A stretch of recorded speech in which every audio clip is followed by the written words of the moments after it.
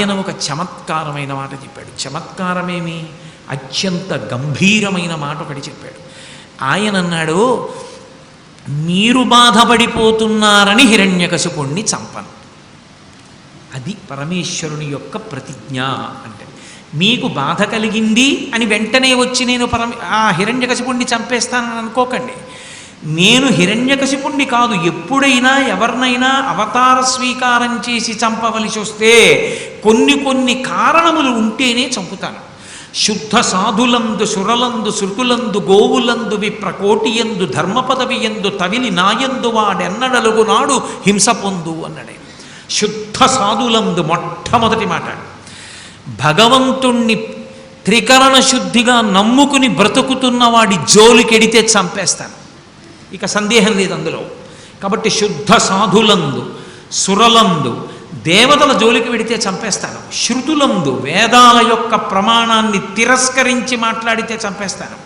శృతులందు విప్రులందు గోవులందు, గోవులను విపరీతంగా చంపడం ఎక్కువైపోతే ఆ లోకాన్ని ఉంచడానికి నేను ఇష్టపడను, గోసంహారం జరగడానికి వీల్లేదు. అందుకే గోవులందు విప్రకోటి ఎందు, వేదం చదువుకుని వేదం చెప్పినట్టుగా బ్రతుకుతున్నటువంటి బ్రాహ్మణుల జోలికి వెడితే నేను అంగీకరించను. ధర్మ పదవి ఎందు, ధర్మం జోలికి వెడితే నేను ఒప్పుకోను. తవిలి నాయందు, చిట్ట చివరికి వాడు నన్నే నిందించి నన్నే దూషించడం మొదలు పెడితే, ఇన్ని దోషములు పూర్తయిపోతే అవతార స్వీకారం చేస్తాను. కాబట్టి ధర్మ పదవి ఎందు తవిలి నాయందు వాడెన్నడలుగు నాడు హింసనందు, అప్పుడు అవతారంగా వచ్చి చంపుతాను. అప్పటి వరకు రాను. ఇప్పుడు మీరొక్కరే బాధపడ్డారు, అందుకోసం రాను. మీరు ఇంకా వేచి ఉండవలసిందే, తప్పదు. నేను ఇవన్నీ పూర్తయ్యాయంటే వస్తాను. అంటే అయ్యా మరి ఇంతమంది బ్రాహ్మణుల్ని చంపుతున్నాడు, ఇంతమంది భక్తుల్ని బాధ పెడుతున్నాడు, వేదాన్ని అవమానిస్తున్నాడు, గోవుల్ని చంపుతున్నాడు, మరి ఇంకా ఎవరు రావాలి అంటే ఆయన అన్నాడు, వస్తాడు. ఒక మహానుభావుడు ఉన్నాడు, పరమభక్తి తత్పరుడైనటువంటి వాడు. ఆయన కడుపునే పుడతాడు, హిరణ్యకశిపుని కడుపున. ప్రహ్లాదుడన్న పేరుతో వస్తాడు. ఆ ప్రహ్లాదుని యొక్క గుణములు ఇన్ని అన్నీ కావు. అంత మంచివాడైనటువంటి కొడుకు పుడతాడు.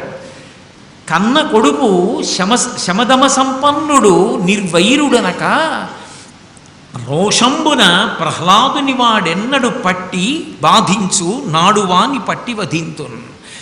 అంత పరమభాగవతోత్తముడైనటువంటి ప్రహ్లాదుడు తన కడుపున పుట్టాడని సంతోషించడం మానేసి ప్రహ్లాదుడిని బాధ పెట్టడం ఎప్పుడు మొదలు పెడతాడో, కనీసం పితృప్రేమతోనైనా క్షమించాలి. తండ్రిని కూడా మరిచిపోయి ప్రహ్లాదుడిని చంపేయడానికి ఎప్పుడు ప్రయత్నిస్తాడో అప్పుడు వచ్చి వాడిని చంపేస్తాడు. అప్పటి వరకు మీరు వేచి ఉండండి, ఆ కొడుకు పుడతాడు, మీరు వెళ్ళిరండి అన్నాడు.